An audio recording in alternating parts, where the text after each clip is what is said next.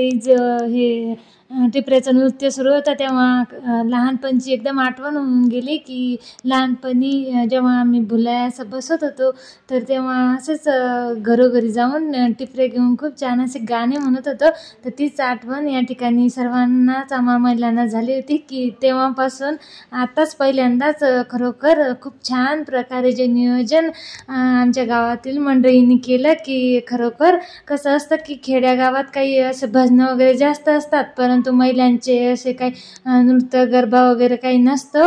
आणि 2-4 दिवस म्हणजे आजचा 7वा दिवस असून सुद्धा असा काही कार्यक्रम झाला नव्हता. त्यामुळे संगीत खुर्ची वगैरे झाली तर त्यांनी ठरवले की आज आपण महिलांना अशा टिपऱ्या घेऊन इकडे नृत्य करायला लावायचं. तर तेच इकडे सुरू होतं आणि खूप महिलांच्या चेहऱ्यावर जो आनंद होता तो मला व्हिडिओच्या माध्यमातून नक्कीच दिसून येत असेल.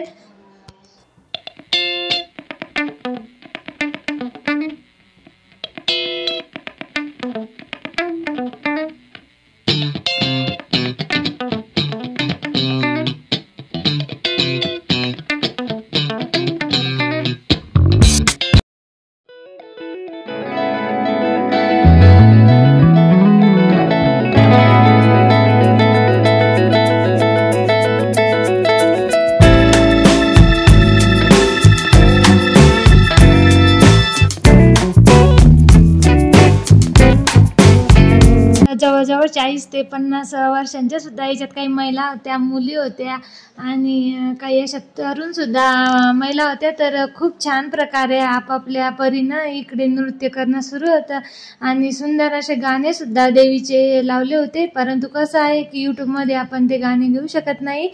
तर असं छान प्रकारे इकडे इतकं सुंदर असं नृत्य महिलांनी या टिपऱ्यावर केलं आणि काही जणींजवळ टिपऱ्यासुद्धा नव्हत्या तर त्यांनी अगदी टाळ्यांनी आपला जो आनंद या ठिकाणी साजरा केला आहे.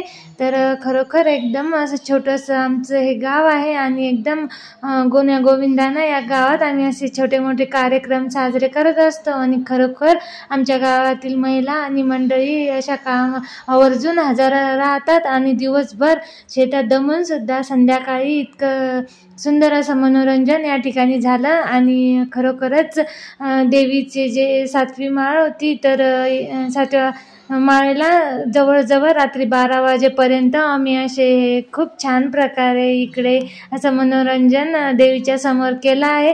कारण जास्त वेळ काही आपण करू शकत नव्हतो का लोक कसे दमलेले असतात आणि कोणाची झोप मोडली नाही पाहिजे, कोणाला त्रास झाला नाही पाहिजे हे सुद्धा लक्षात घेऊन आम्ही अगदी 12 वाजेच्या आतच आमचा हा कार्यक्रम आटोपला. आणि उद्यासुद्धा असा नवीन आम्ही कार्यक्रम या ठिकाणी देवीच्या जवळ ठेवणार आहे. तर खरोखर एकदम कसं की गुण्यागोविंदानं काही महिला अगोदर नृत्य करत होत्या, काही महिला इकडे थोड्यासाठी विश्रांतीसाठी बसत होत्या आणि काही जणी असं मनोरंजन पाहत होत्या. इतका सुंदर हा कार्यक्रम झाला आणि खरोखर असंच सर्वांनीच एकाजुटीने जे गणपती असेल किंवा देवीचे सुद्धा आपण स्थापना करत असतो तो हे असं एकत्र येऊन हे पूर्ण कार्यक्रम केले गेले पाहिजे, जागरण केलं गेलं पाहिजे. याच्यासाठी पूर्वीच्या लोकांनी हे जे ठरवलं आहे की गणपतीचं जे असेल ते सार्वजनिक बसवायचा आणि असं एकत्र येऊन मनोरंजन करायचं आणि सर्वांनी एकत्र येऊन राहायचं. तर हाच उद्देश आमच्या गावचा असतो आणि खरोखर इतकं आमचं छोटंसं गाव आहे परंतु एकदम एका विचाराचं आणि सुख दुःखात एकत्र येऊन जो कार्यक्रम आमच्या गावात होत असतो तर नक्कीच तुम्हाला कितीतरी व्हिडिओतून दिसून आला असेल. तर असं खूप छान असं मनोरंजन विशेष म्हणजे गावात दौंडी देऊन, कारण गावात माईक वगैरे काही पूर्ण गावापर्यंत आवाज जाणार नाही म्हणून इकडे दौंडी देऊन सर्व गावाला सांगण्यात आलं होतं की सर्व गावातील महिलांनी अगदी टिपऱ्या वगैरे घेऊन इकडे देवीकडे या. तर असं नियोजन ठरवण्यात आलं आणि अशा पद्धतीने इकडे बघा किती छान असा दांडियाचा कार्यक्रम आमचा झाला. तर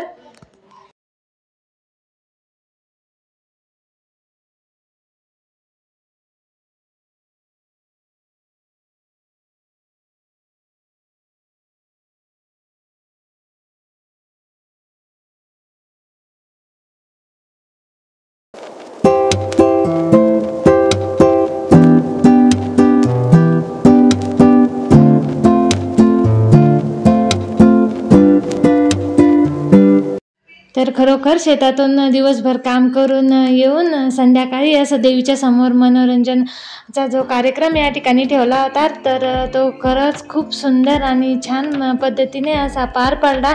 आणि महिलांचं जे कौतुक या ठिकाणी केलं जात होतं, की कारण की कसं असतं की खेड्यागावात काही महिलांनी अजून टिपऱ्या वगैरे खेळून असं नृत्य कधी केलं नव्हतं. पहिल्यांदाच हा कार्यक्रम ठेवण्यात आला.